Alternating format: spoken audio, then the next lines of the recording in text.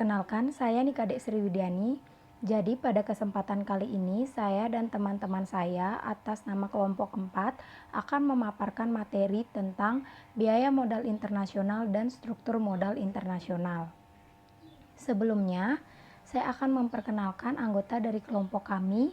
Yang pertama ada Anissa Febrianti, yang kedua ada Bayi Ayu Sintia Lestari, dan yang ketiga saya sendiri yaitu Nikadek Sriwidiani. Adapun topik bahasan untuk biaya modal internasional yaitu yang pertama, pengertian biaya modal, yang kedua, fungsi biaya modal, yang ketiga, jenis biaya modal, yang keempat, faktor-faktor yang mempengaruhi biaya modal, dan yang kelima, contoh kasus biaya modal. Sedangkan topik bahasan untuk materi struktur modal internasional yang pertama ada pengertian dan teori struktur modal, yang kedua tujuan struktur modal, yang ketiga faktor yang mempengaruhi struktur modal optimal, yang keempat faktor yang mempengaruhi struktur modal di pasar internasional, yang kelima manajemen modal kerja multinational company, yang keenam sumber pembiayaan multinational company, yang ketujuh alternatif sumber pembiayaan anak multinational company, dan yang terakhir yaitu yang kedelapan, hal-hal yang harus dipertimbangkan dalam sumber pembiayaan anak multinational company. Untuk mengefisiensikan waktu, kita langsung saja masuk ke materi yang pertama yaitu biaya modal internasional. Biaya modal yaitu semua biaya yang secara real dikeluarkan oleh perusahaan dalam rangka mendapatkan sumber dana atau modal. Biaya yang dikeluarkan bisa bersifat eksplisit seperti biaya bunga, dan ada juga biaya yang bersifat implisit yaitu biaya yang tidak dikeluarkan pada saat ini tetapi dikeluarkan di masa yang akan datang seperti selisih harga obligasi yang dikeluarkan pada saat jatuh tempo dan diratakan pada tahun-tahun berlakunya obligasi. Penentuan besarnya biaya modal ini dimaksudkan untuk mengetahui berapa besarnya biaya real yang harus dikeluarkan perusahaan untuk memperoleh dana yang diperlukan.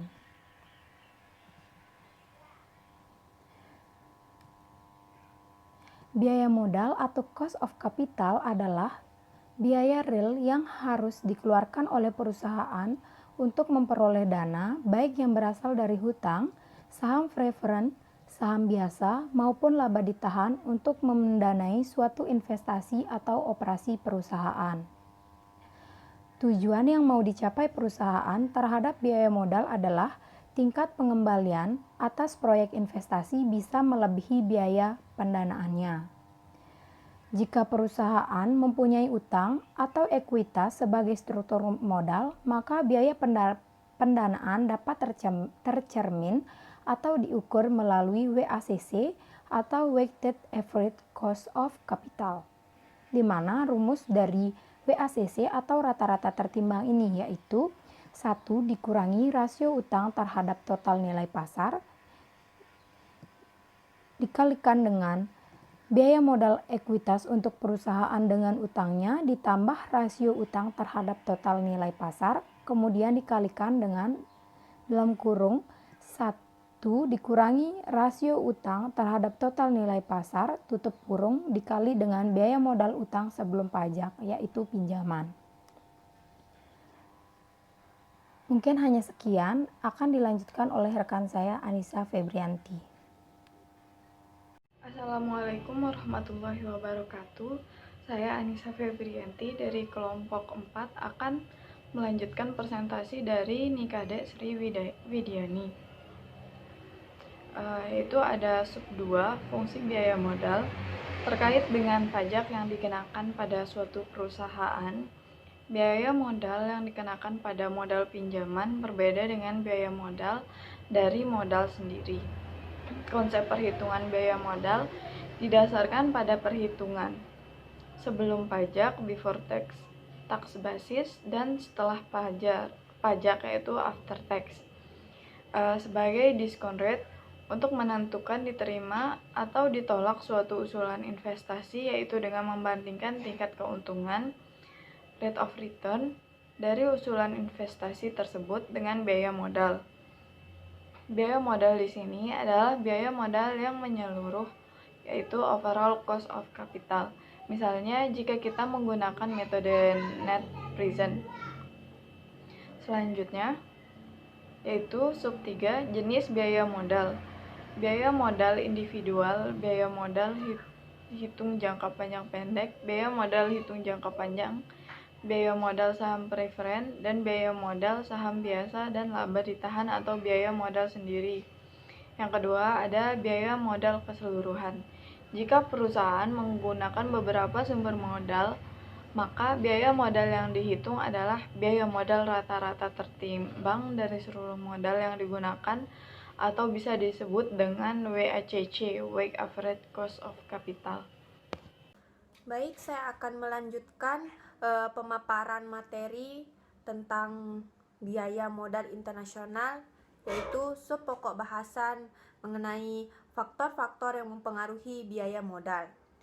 Faktor-faktor yang mempengaruhi biaya modal itu dibagi menjadi dua, yaitu faktor yang tidak dapat dikendalikan perusahaan. Yang kedua, faktor yang dapat dikendalikan perusahaan. Nah, faktor yang tidak dapat dikendalikan oleh perusahaan ini antara lain tingkat suku bunga, tarif pajak. Tingkat suku bunga dalam perekonomian itu meningkat, maka biaya utang juga akan meningkat karena perusahaan harus membayar pemegang obligasi dengan suku bunga yang lebih tinggi untuk memperoleh modal utang. Yang kedua, tarif pajak. Tarif pajak ini digunakan dalam perhitungan biaya utang yang digunakan dalam WACC, dan terdapat cara-cara lain yang kurang nyata di mana kebijakan pajak mempengaruhi biaya modal. Nah, selanjutnya, faktor yang dapat dikendalikan oleh perusahaan itu antara lain kebijakan struktur modal, kebijakan dividen, kebijakan investasi. Kebijakan struktur modal ini yaitu perhitungan WACC didasarkan pada tarif bunga setiap komponen modal dengan komposisi struktur modalnya. Sehingga jika struktur modalnya berubah, maka biaya modal akan berubah-ubah. Yang kedua, kebijakan dividen.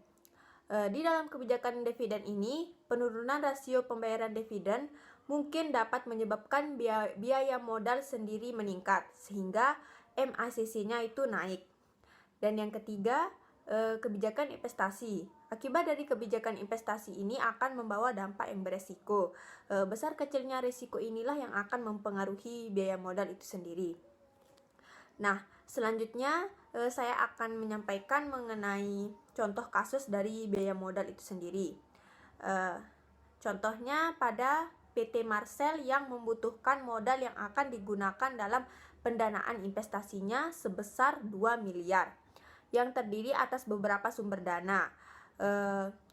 Berikut ini jumlah-jumlah dari masing-masing sumber pendanaan itu. Yang pertama, ada hutang obligasi. Jumlah pendanaannya itu sebesar 500 juta dengan nilai nominal 500.000 per lembar. Bunga yang ditawarkan sebesar 20% per tahun dan jangka waktu obligasi 5 tahun. Harga jumlah obligasi 462.500 per lembar dan tiket pajaknya 30%. Yang kedua, saham preferennya. Besarnya pendanaan saham preferennya itu adalah 400 juta. Harga jual saham preferen sebesar 31.250 setiap lembar dengan dividen sebesar 4.500 per lembar. Yang ketiga, saham biasa. Jumlah pendanaan dari modal saham biasa sebesar 1.100.000.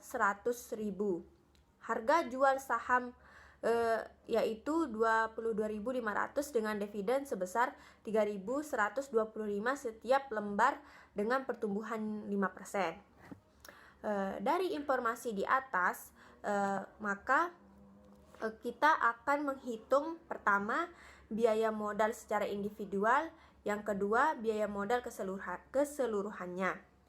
Maka penyelesaian dari kasus ini, yang pertama kita menentukan dulu biaya modalnya secara individual. Nah, biaya modal secara individual ini yang pertama, biaya modal hutang obligasinya yaitu I sama dengan 500.000 kita kalikan dengan 20% sama dengan 100.000, sehingga KD sama dengan I plus N min NB dibagi N per NB plus N per 2. Keterangan dari masing-masing rumus ini bisa teman-teman lihat di slide-nya. Jadi KD-nya sama dengan, kita masukkan angka-angkanya itu 100.000 ditambah 500.000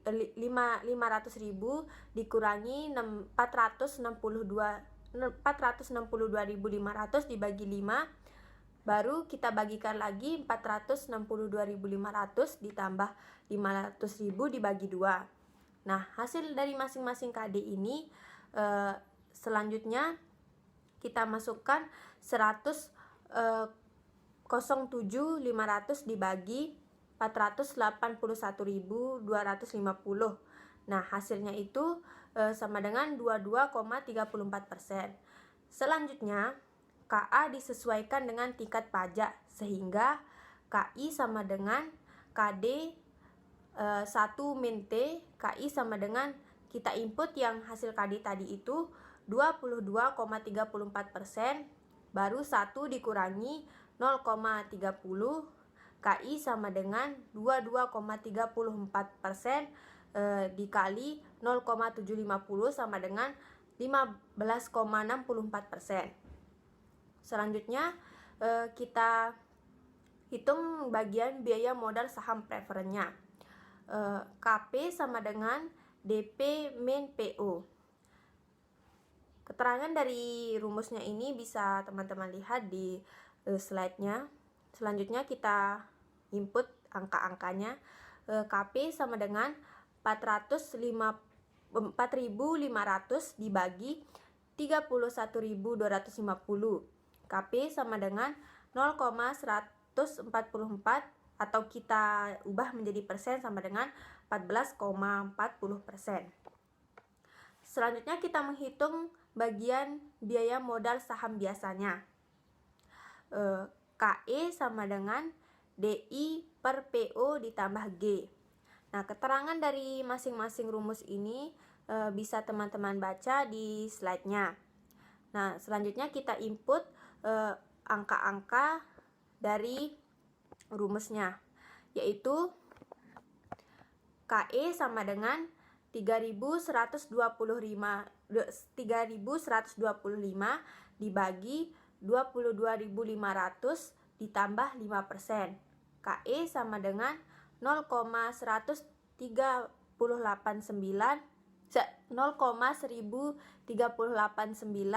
ditambah 0,05% sama dengan 0,1089%, atau kita bulatkan menjadi persen sama dengan 18,89.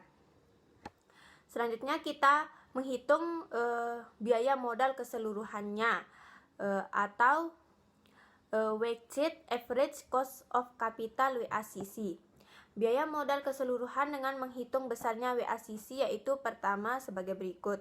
Kita lihat di sumber dananya ini terdiri dari obligasi, saham preferen, saham biasa. Nah, di jumlah dananya ini kita masukkan dari penjelasan kasusnya di atas. Yang pertama, kita masukkan di obligasi itu 500 juta dan di saham preferen itu 400 juta. Dan di jumlah pendanaan pada saham biasa itu 1.100.000.000. Selanjutnya di bagian proporsinya ada 25%, di saham preferen 20%, di saham biasa 55%. Di biaya modalnya 15,64% untuk obligasi, dan di saham preferen 14,40%, di saham biasa 18,89%. Nah, selanjutnya kita hitung biaya tertimbangnya. Nah, di biaya tertimbang ini caranya kita menghitung di proporsi dikali dengan biaya modal, sehingga bisa teman-teman lihat hasil dari masing-masing sumber dana ini di obligasi, saham preferen, saham biasa pada biaya tertimbangnya. Jumlah keseluruhannya itu yaitu 17,18%. Baik, selanjutnya saya akan menjelaskan topik 1, 2, dan 3 untuk materi struktur modal internasional. Langsung saja kita masuk ke pengertian dari struktur modal internasional. Struktur modal adalah perimbangan atau perbandingan pendanaan jangka panjang perusahaan yang ditunjukkan oleh perbandingan utang jangka panjang dengan modal sendiri. Perusahaan biasanya memiliki dua sumber pendanaan, yaitu berasal dari internal perusahaan dan yang berasal dari eksternal perusahaan. Sumber internal perusahaan berasal dari modal saham dan laba ditahan, sementara pendanaan eksternal berasal dari hutang atau pinjaman. Selanjutnya kita masuk ke topik bahasan teori struktur modal.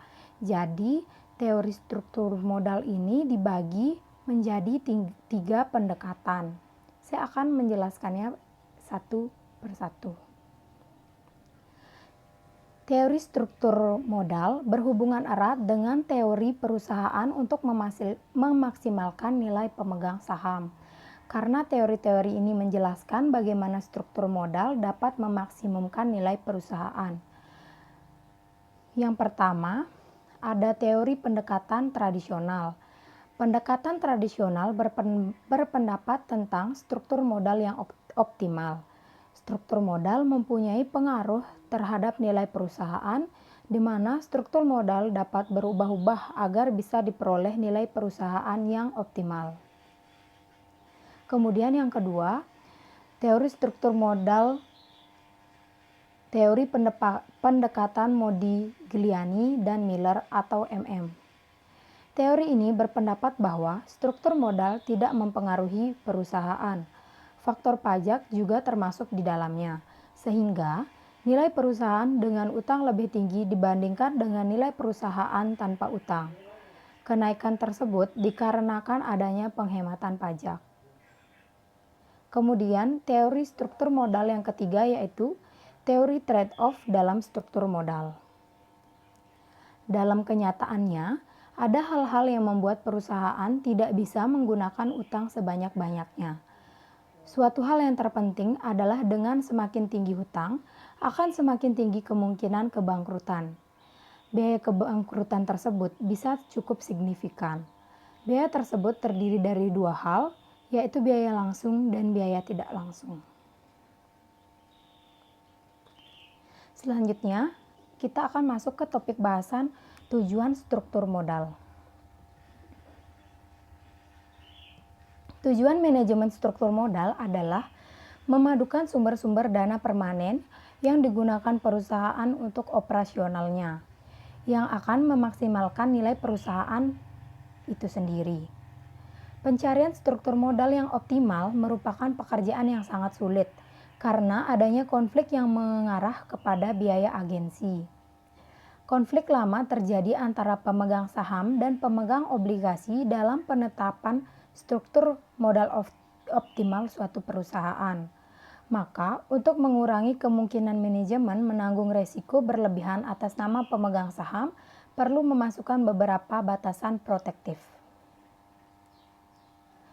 Dalam menentukan struktur modal, setidaknya ada 10 variabel yang mempengaruhinya, yaitu yang pertama, tingkat bunga, 2, stabilitas penjualan, 3, tingkat pertumbuhan penjualan, 4, susunan aktiva, 5, kadar risiko dari aktiva, 6, kebutuhan modal, 7, struktur saingan, 8, keadaan pasar modal, 9, sikap manajemen, dan yang ke-10 sikap pemberi pinjaman.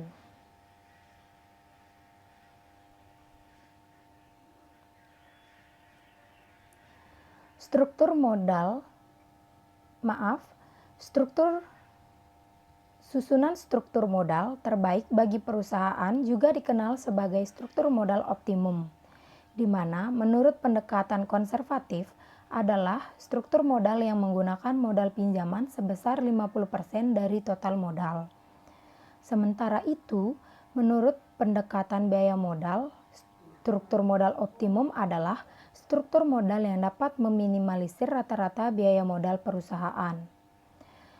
Metode biaya modal ini dapat dianalisa dengan berbagai pendekatan. Misalnya, dengan pendekatan tradisional di mana struktur modal optimum akan terjadi pada kondisi rata-rata biaya modal minimum dan nilai perusahaan maksimum.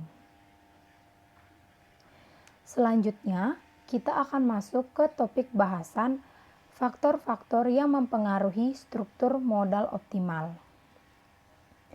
Adapun faktor-faktor yang mempengaruhi struktur modal optimal yaitu yang pertama, stabilitas penjualan. Penjualan perusahaan yang stabil akan mendapatkan lebih banyak pinjaman dan menanggung beban tetap yang lebih tinggi daripada jika penjualan perusahaan tidak stabil. 2. Operating leverage. Dengan mengurangi leverage operasional, maka perusahaan akan mampu menaikkan penggunaan leverage keuangan. 3. Corporate tax atau pajak perusahaan. Bunga yang tax deductible akan memberikan keuntungan jika menggunakan hutang.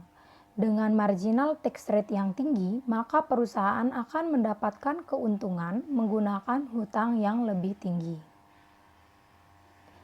4. Kadar resiko dari aktiva. Makin lama jangka waktu penggunaan aktiva dalam perusahaan, maka makin besar pula resikonya. 5. Lenders dan rating agency. Semakin berlebih hutang yang digunakan oleh perusahaan, maka pihak lenders akan meminta tingkat bunga yang lebih tinggi dan rating agensi akan menurunkan rating pada tingkat hutang perusahaan. 6. Internal cash flow. Internal cash flow yang lebih tinggi dan lebih stabil akan dapat menyebabkan tingkat leverage yang lebih stabil. 7. Pengendalian. Pada saat ini, banyak perusahaan yang meningkatkan tingkat hutangnya. Peningkatan hutang tersebut bertujuan untuk mendapatkan return yang lebih tinggi, sementara pembelian saham kembali ditujukan untuk meningkatkan pengendalian. 8. Kondisi ekonomi. Kondisi ekonomi dan pasar keuangan akan turut mempengaruhi keputusan dari struktur modal. Pada saat suku bunga tinggi, keputusan pendanaan akan lebih menitik beratkan pada short-term debt atau hutang jangka pendek dan melakukan refinance dengan long-term debt atau hutang jangka panjang. Faktor yang ke-9 yaitu prevensi pihak manajemen. Prevensi manajemen terhadap resiko memiliki andil yang besar terkait dengan kombinasi debt equity perusahaan pada struktur modalnya. Faktor yang ke-10 yaitu debt covenant, yaitu uang yang dipinjam dari sebuah bank dan juga penerbitan surat hutang serta terwujudnya melalui kesepakatan. Faktor yang ke-11 ada agency cost, yaitu biaya yang digunakan untuk memantau kegiatan pihak manajemen dalam rangka memastikan bahwa aktivitas mereka atas persetujuan antara manajer, kreditur, dan shareholder. Kemudian, faktor yang mempengaruhi yang ke-12 atau yang terakhir yaitu profitabilitas. Profitabilitas yang tinggi pada perusahaan serta penggunaan internal financing yang lebih besar akan menurunkan penggunaan hutang dari sebuah perusahaan. Selain itu, manajer keuangan perlu memahami dan mengerti biaya dan struktur modal agar dapat menyeimbangkan finansial neraca yang dibutuhkan dan menentukan susunan kualitatif neraca dengan sebaik-baiknya. Analisa investasi sangat penting dilakukan untuk dapat menunjukkan tingkat minimum laba investasi yang didapatkan.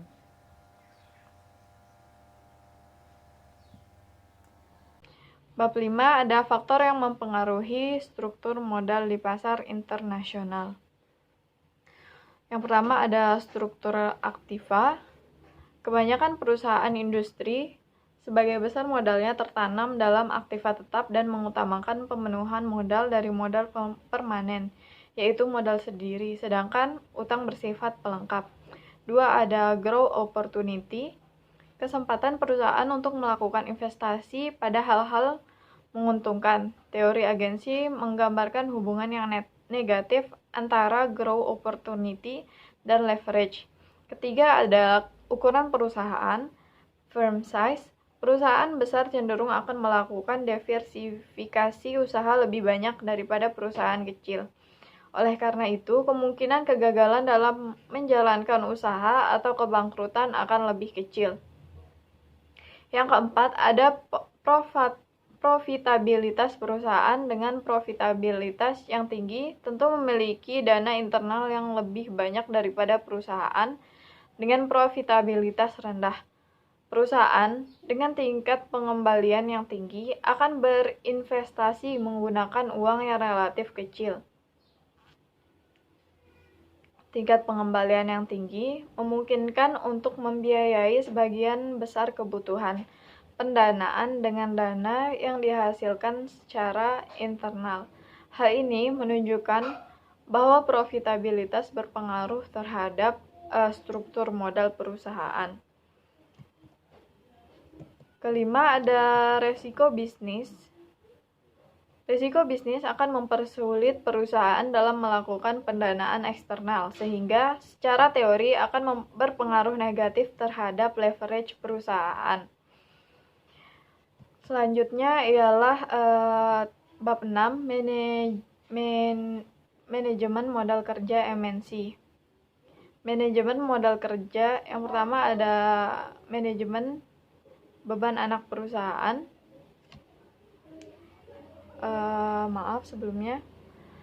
Manajemen modal kerja seperti persediaan, piutang, dan kas memiliki pengaruh yang berbeda terhadap jumlah dan waktu arus kas. Manajemen modal kerja terintegrasi dengan manajemen arus kas. Yang pertama ada manajemen beban anak perusahaan, kedua ada manajemen pendapatan anak perusahaan, ketiga ada manajemen pembayaran dividen anak perusahaan, keempat ada manajemen likuiditas anak perusahaan, kelima manajemen likuiditas, dan keenam manajemen kas terpusat. Baiklah, selanjutnya saya akan membahas bab 6, yaitu sumber pembiayaan MNC. 1.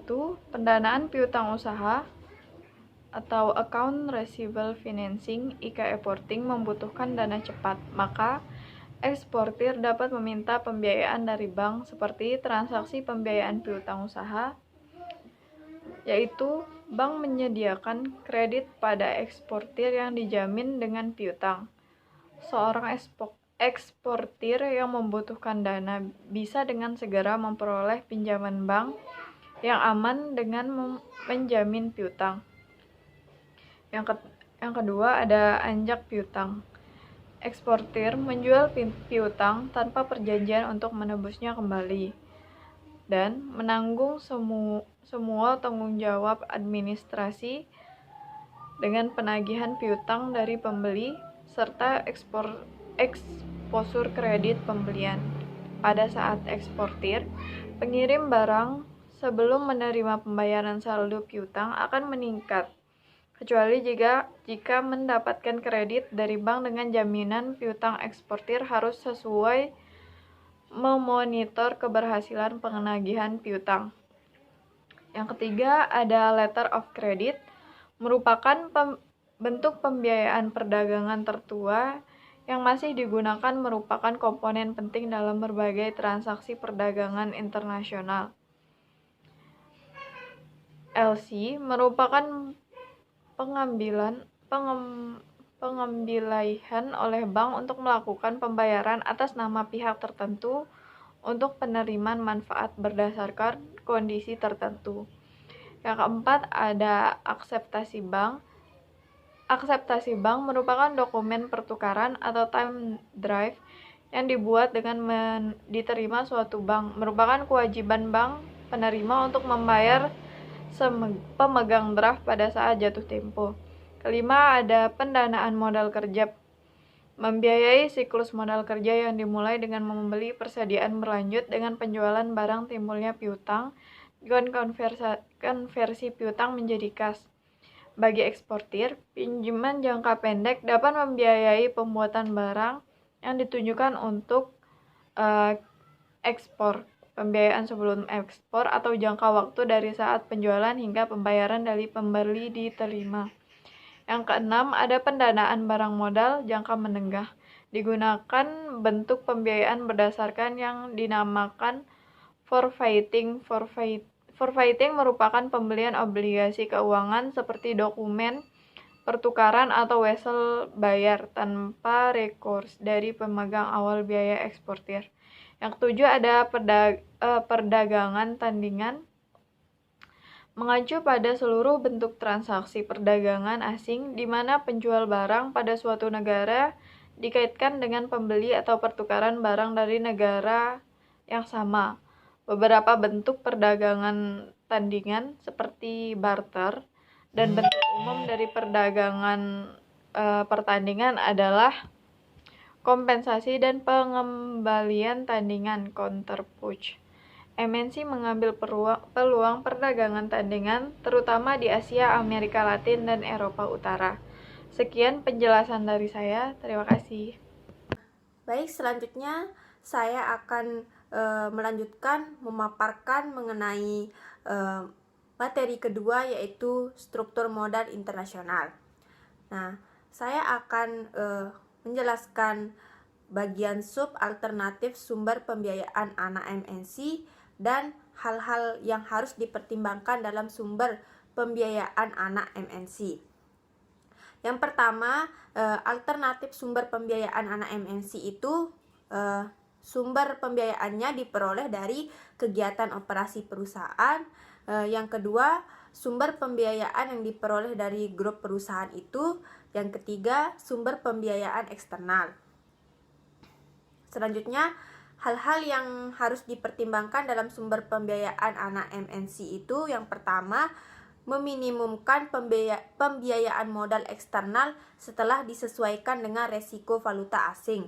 Yang kedua, mengutamakan sumber pembiayaan dari kegiatan operasi perusahaan atau internalnya untuk meminimumkan flotation cost, pembayaran pajak dan resiko politiknya.